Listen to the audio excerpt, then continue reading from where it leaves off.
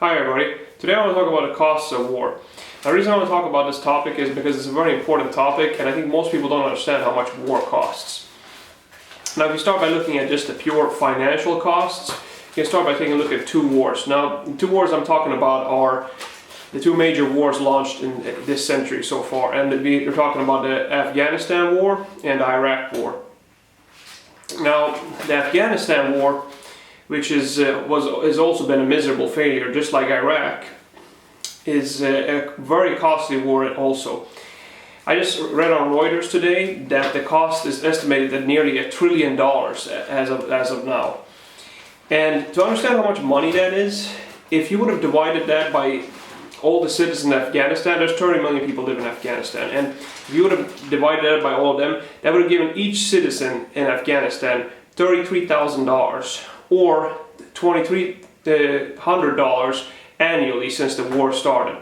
To understand how much money that would have been for the Afghan population, the average per capita income over there is no more than $670 per year. So that's a lot of money for them. And the result of this war has been catastrophic. There's been tons of casualties. I mean, if I look at the numbers right now, we're talking about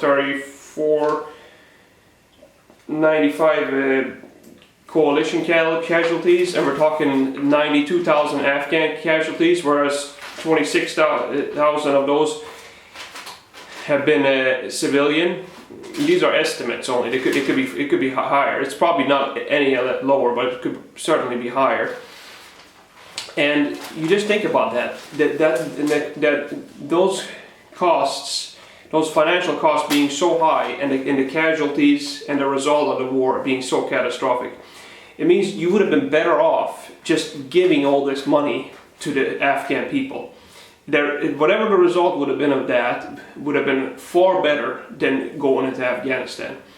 That's how bad it is. Now I'm not advocating that you should go around giving trillions of dollars to other countries, but I'm just saying that the result of the war is so bad that even that would have been a far better option. Now if you go back to the Iraq war, after the one that started in 2003, that war has costed $1.7 trillion. Now that's a lot of money. And then we're talking another $490 billion in benefits owed to veterans. And you keep on going. When you look at the damage done to the population over there, just imagine the psychological damage done, and then you add in all the pollution that has come from using chemical weapons, from using depleted uranium.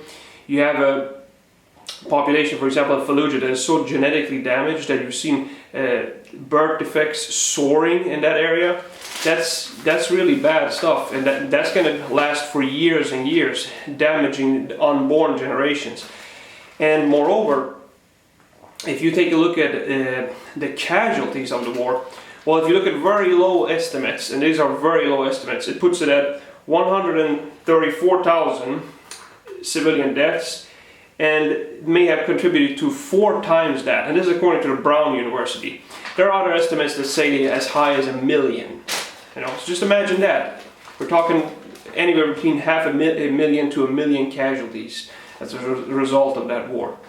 And you add all that in, and you look at Iraq today, it's far more dangerous than it was when they've been in. And same thing with Afghanistan, also far more dangerous than when they've been in.